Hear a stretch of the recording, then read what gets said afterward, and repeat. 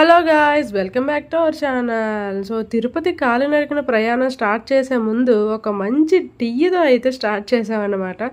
Tea తాగేసి అయితే start అయ్యాము. మేమైతే ఎర్లీ మార్నింగ్ 5:30కి అయితే బయలుదేరాము.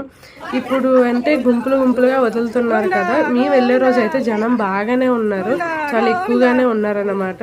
పిల్లలు కూడా కొంచెం వరకు అయితే ఎత్తుకోమనే అన్నారు. అప్పటి వరకు కొంచెం ఇబ్బంది పడ్డాం. తర్వాత అయితే వాళ్ళు కొంతసేపు అయితే నడిచారు.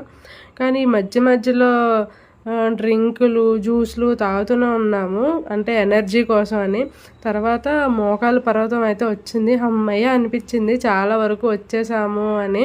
అండ్ ఫస్ట్ ఫీలింగ్, నేను కాలినడక నడడం చాలా బాగా అనిపించింది. అండ్ మా వారు నియాన్స్ కూడా అన్ని మెట్లు అయితే ఎక్కేశారు మోకాళ్ళతోనే.